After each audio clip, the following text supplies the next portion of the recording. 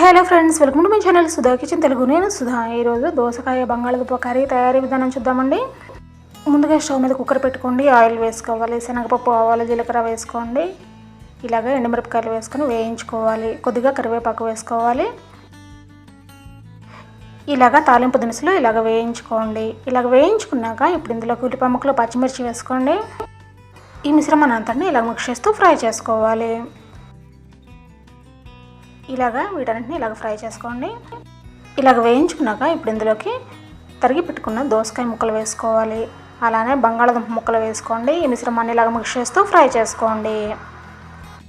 ఈ విధంగా మిక్స్ చేస్తూ ఫ్రై చేసుకోవాలి. ఇప్పుడు ఇందులోకి తరిగి పెట్టుకున్న టమాటా ముక్కలు వేసుకోండి. ఇలాగ తరిగి పెట్టుకున్న టమాటా ముక్కలు వేసుకొని ఈ మిశ్రమాన్ని అంతటిని ఇలాగ మిక్స్ చేస్తూ ఫ్రై చేసుకోవాలి.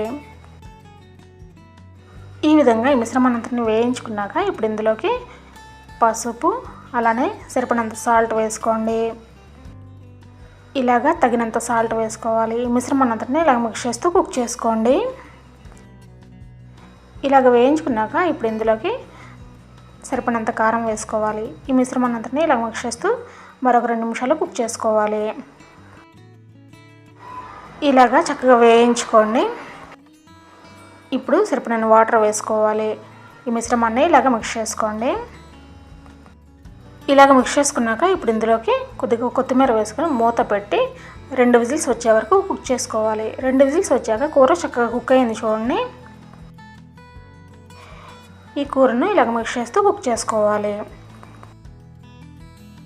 మరొక 5 మినిట్స్ ఈ కూరను ఇలాగ ఉడికించుకోండి. అంతేనండి, ఎంతో సింపుల్గా బంగాళదుంప దోసకాయ కర్రీ రెడీ చేసుకోవచ్చు. రైస్లోకి చాలా టేస్టీగా ఉంటుంది. తప్పకుండా ట్రై చేయండి. ఈ వీడియో కనుక మీకు నచ్చినట్లయితే లైక్ చేయండి. అలానే నా ఛానల్ను సబ్స్క్రైబ్ చేయండి.